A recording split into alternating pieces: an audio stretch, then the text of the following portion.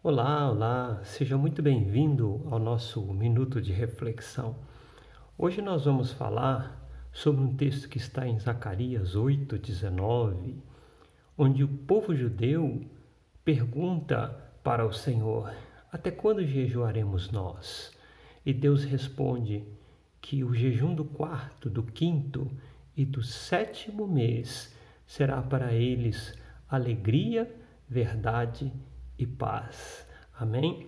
O judeu, ele até hoje tem um hábito de ter as suas datas marcadas para jejum solene. O que é um jejum solene?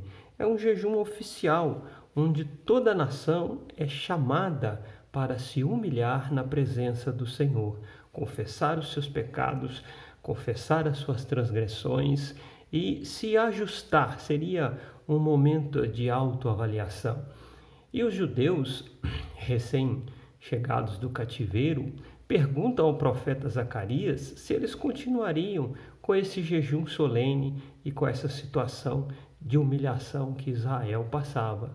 E Zacarias dá essa resposta: o meu jejum será festa, justiça e paz. O que será que o profeta quis dizer com isso? O que será que ele quis explicar ao povo? Olha, a resposta está no mesmo livro, em Zacarias 7:9, onde ele diz que o jejum que agrada a Deus é mostrar bondade para com seu irmão, praticar a justiça e obedecer ao Senhor. Este é o verdadeiro jejum. Às vezes, nós nos colocamos a jejuar, ficamos sem comer durante um período e não entendemos o verdadeiro sentido do jejum. O jejum é um momento de balanço, onde você vai rever as suas posições, onde você precisa se confrontar. Nós estamos agora chegando ao período, da quaresma, momento cada igreja, seja católica, seja evangélica, tem um tipo de jejum, diversos tipos de jejum que vão aí até a sexta-feira da Paixão. É uma época em que os brasileiros costumam jejuar, correto? Mas existem muitas pessoas que, na verdade, não jejuam, ficam sem comer. E você deve estar perguntando, mas qual a diferença? Na verdade, o jejum religioso é humilhação de si mesmo e uma reflexão, uma introspecção para perceber quais são os caminhos, aonde aquela pessoa precisa mudar. Este é o jejum que Deus deseja. Só que nós, os seres humanos, como sempre, nós nos apegamos, a uma condição muito estranha. Nós ficamos sem comer, clamamos a Deus e achamos que isto é um ato de justiça. Não é. Achamos que isto vai sensibilizar o Criador. Não vai, não vai. Porque nós perdemos a essência do verdadeiro jejum. Amém? A Bíblia tem um versículo interessante, olha só. Ele diz assim: quando você tiver uma oferta ao Senhor e você se lembrar que você tem algo contra o seu irmão, deixe ali no altar a sua oferta, para tudo, vai lá, reconcilia com o seu irmão, depois você traz a sua oferta. Eu não estou falando de oferta de dinheiro somente, não. Os judeus ofereciam, na maioria dos casos, animais, sacrifícios, alimentos, oblação, libação. Era o ritual judaico. Então a palavra de Deus diz assim: quando você tiver uma oferta, estiver lá no altar para oferecer e se lembrar que você não está em comunhão com seu irmão, larga tudo, para tudo. Deus não vai receber. Volta lá, conversa com seu irmão, reconcilia com ele. Aí você volta e faz a sua oferta. Entendeu como é que Deus vê as coisas? Ele não vê como ser humano. Talvez o seu sacrifício não esteja sendo aceito porque a sua família está em desordem. Porque no seu trabalho você não dá bom testemunho. Então a sua oferta não será aceita. Você precisa se reconciliar primeiramente. O Brasil, na situação que nós estamos, mais do que nunca, precisa fazer esse tipo de jejum. Tomar novas posturas. Você, cristão, deixa eu falar uma coisa para você. Se você perguntar para Deus o que Ele mais precisa hoje, não é um jejum.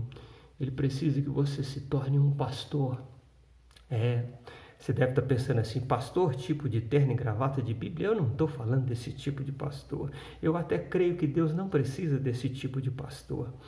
Você deve ter visto na televisão, na entrega do Oscar, todo mundo comentou, né? Do tapa que o Will Smith, né, deu. Mas uma cena talvez você não tenha visto. No intervalo ali em off, o ator Denzel Washington, ele chega ali no Will Smith e apazigua a situação conversando com o Will Smith e diz para eles umas frases muito fortes que faz com que o Will Smith volte à realidade, recupere o senso, o bom senso que ele havia perdido naquele momento, quando ele bate no Chris Rock. Muito bem, preste bem atenção. O que o Denzel Washington foi naquele momento? Ele foi pastor. Ali no meio dos artistas, eles não precisam ali de um pastor de terno e gravata. Eles precisam de alguém que coloque a mão no ombro e converse com as pessoas e exponha a palavra de Deus de uma forma prática, aplicável no momento. Foi exatamente isso que Denzel Washington fez ali com Will Smith. Deus precisa de pastores no trabalho que você está. Deus precisa de pastores entre policiais, entre juízes. Deus precisa de pastores nas escolas, sabe? De alunos que no intervalo se reúnem ali no cantinho e façam uma oração e leiam um versículo da palavra e orem uns pelos outros e cantem um hino e depois retornem à aula novamente. Deus está precisando de você como pastor. E qual a resposta que você vai dar a ele? Você acha que as nossas escolas não estão precisando? Que no meio da polícia não está precisando? Que entre os juízes, jogadores de futebol, esporte em geral, não estão precisando de pastores? Não, está precisando. E muito. A Bíblia, certa vez, ela registrou que Jesus disse as seguintes palavras: a seara é grande, mas os ceifeiros são poucos. Orai ao Senhor para que mande mais ceifeiros. É desse tipo de pastor que Deus está falando. E é desse tipo de jejum que Deus está falando. E você vai atender ao chamado dele? Fique bem e fique com Deus.